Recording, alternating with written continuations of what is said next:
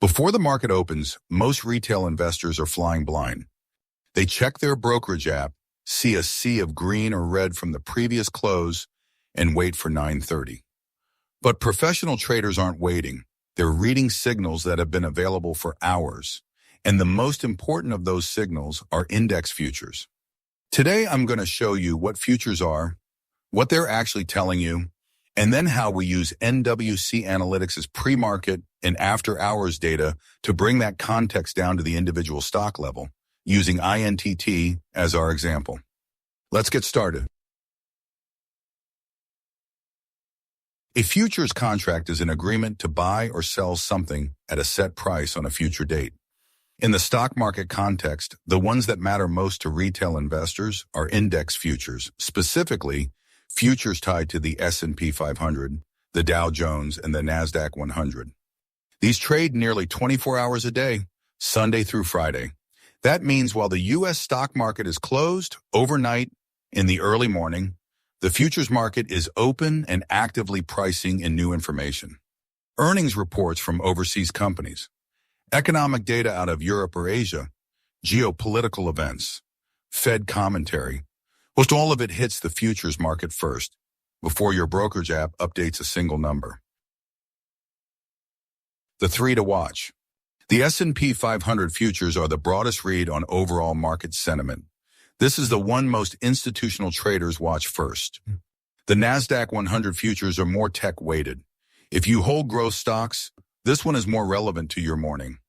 The Dow futures skew toward industrials and blue chips, useful for a different flavor of market read.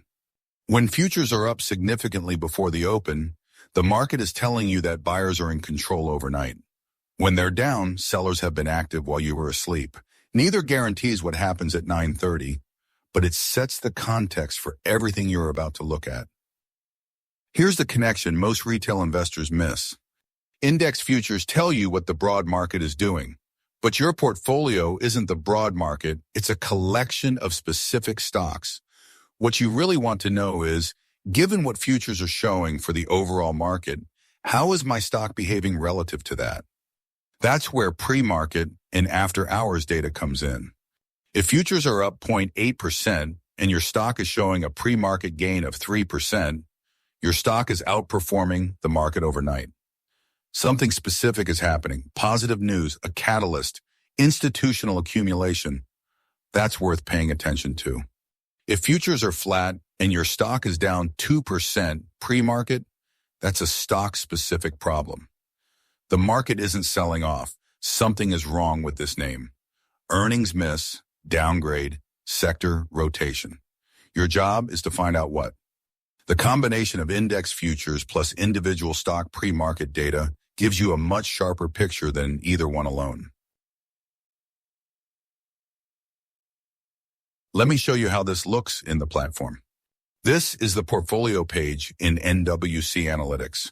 You'll notice some positions have a badge below the current price. That PM badge means we're pulling live pre-market data for that position.